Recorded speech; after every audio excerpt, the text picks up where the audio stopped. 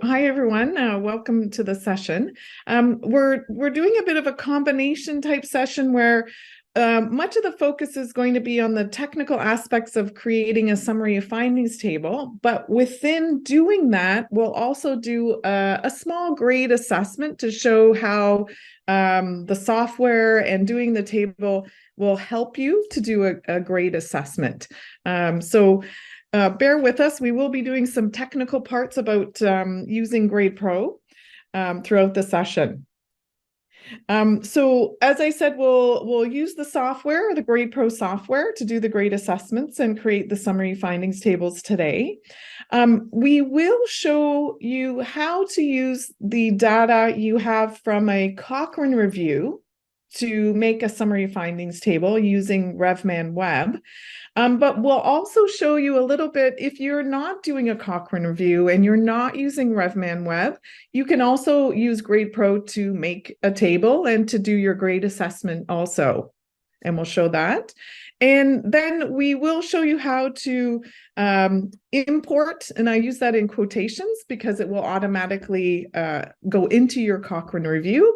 But if, for example, you're not doing a Cochrane review and you just want to have a nice table for publication in a manuscript, or if you're working with guideline groups and you need to create a table, we'll also show you how to do that.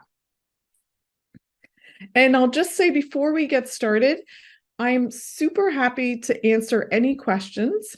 I think the easiest thing to do would be to put your questions in the chat spot. I'm going to try and keep my eyes open for that. I know that Dario is going to be also looking at the chat area and adding in some responses too. So please feel free to ask any question. We really want to make sure we answer those today. Okay, so the first thing I'll just say in a very brief introduction is, why are we using grade and why is grade so important when you're doing systematic reviews? As you can see on the front of in the slide, the very first statement I have there is something that you would get from your systematic review, where you would say, results from your review show that 7 fewer people will have an upper respiratory tract infection if they take probiotics. But you also found that 30 more people will have gastrointestinal symptoms. And any decision maker, whether you're a patient, a clinician, a program manager, policymaker, will want to know how sure you are about these numbers. And that certainty is what we communicate with grade. So it's not enough to just show the numbers. How sure are you that this is what will happen to people if they have or take probiotics? So that's why we're focusing on grade. And so grade is a system. Probably many of you have heard about it before, may have used it before, but it is just a system, a systematic way of being able to tell people how certain you are about that evidence. And we use it for every outcome in your review that's important, that you want to communicate about. The other part that we're showing today is creating a summary findings table. So basically, really, it's just a summary of the key findings from your review. And long ago, we did some research that many people, they're reading a very long systematic review. A lot of times they just want to be able to retrieve the key findings from that review very easily. And we found that if you put it in a table in the review, that it will help people find it and it will help improve their understanding. And if you've ever worked with decision makers, you'll know that they just want these quick bites of information. And the information that we want to include in that table is, what are the results and how sure are we about those results?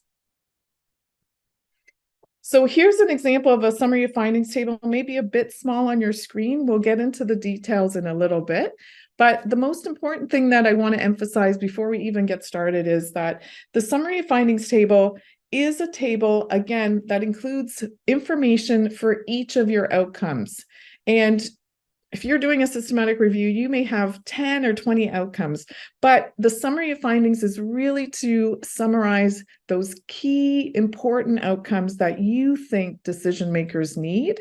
And so for each outcome, you're going to have the information from the review. So for example, if we go and focus right in to one of the tables, this is the example we're going to work on today. It's whether taking probiotics or not will result in, and the main outcome is whether it will reduce how many people have upper respiratory tract infections in a year, for example. And this is the first outcome here. Number of people, you can see that. It's the number of people who will have this infection. That's the outcome. The key point is we want to communicate how many people will have an infection if they take the probiotics versus if they don't take those probiotics.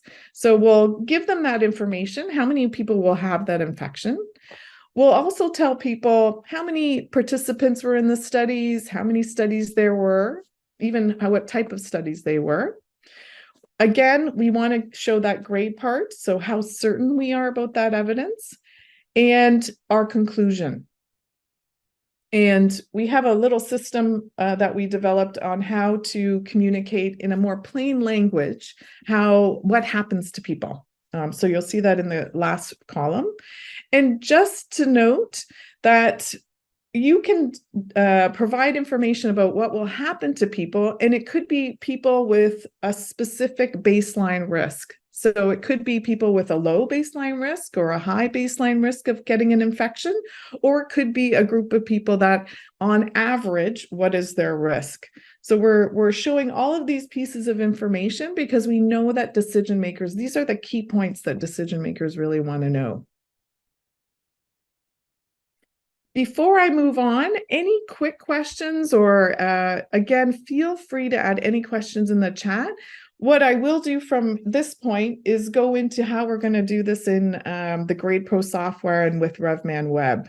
Before I do that, just think about if you do have any questions, please add them in the chat and we'll be happy to answer any of those. So this is just a quick overview. We have one quick question at the beginning. Do the different domains like publication bias, precision appear in the summary findings table?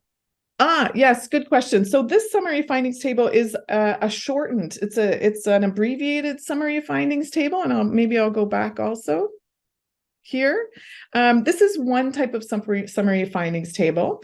This is the one that we feature in Cochrane reviews. So this is the one that we found from research was super helpful. If, for example, and you'll notice here, and maybe I'll go back to that slide, you'll notice here for grade, we just have, here's the certainty of our evidence. It was moderate. And we have different levels. And you'll see those footnotes there, 2 and 3, and we'll get to that.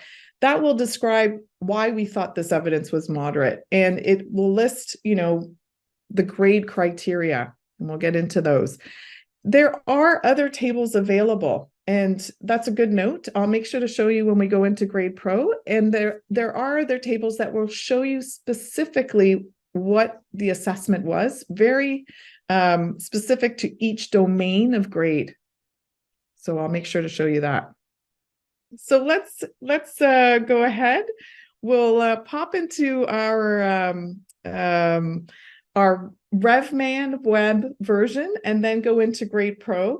Just before we start into that, at what point should you be making or doing your grade assessment or making your summary findings table? You should have already conducted your statistical analysis if you're going to be doing a statistical analysis, pooling your results. Or you may have done them narratively and pooled your results narratively or synthesized your results narratively. And you can find out how to do that in Chapter 12 of the Cochrane Handbook. In this session, we'll mostly focus on the statistical analysis, but I will show you what to do if you had to pool your results narratively.